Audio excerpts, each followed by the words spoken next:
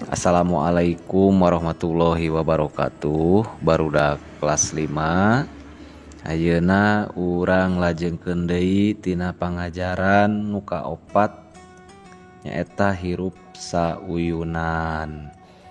Naon wae anu arek dibahas tina pangajaran ieu nyaeta urang diajar ngalarapkeun kecap kana kalimah.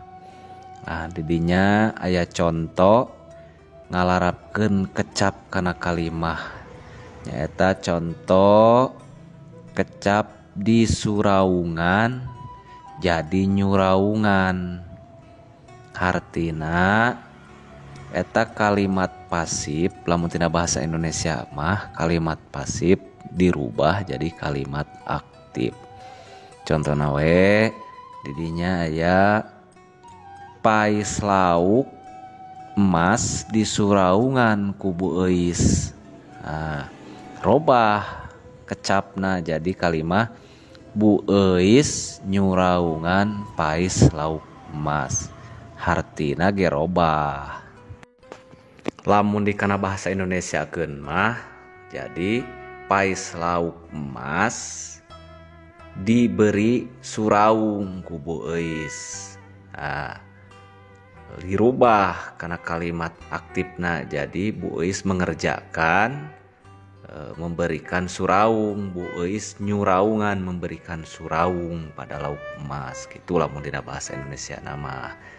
Jeung sing hade lain kecap tapi kecap nya ngalarapkeun kecap kana kalimah lain ngalarapkeun kecap, ngalarapkeun kecap kana kalimah tah.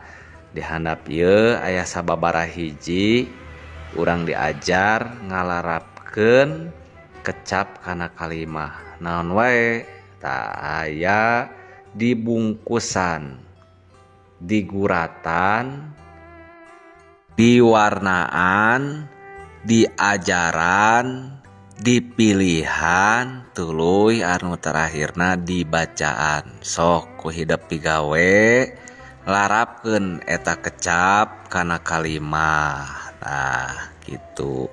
Wilujeng belajar tidak ngalarapkeun kecap kana kalimah. Wassalamualaikum warahmatullahi wabarakatuh.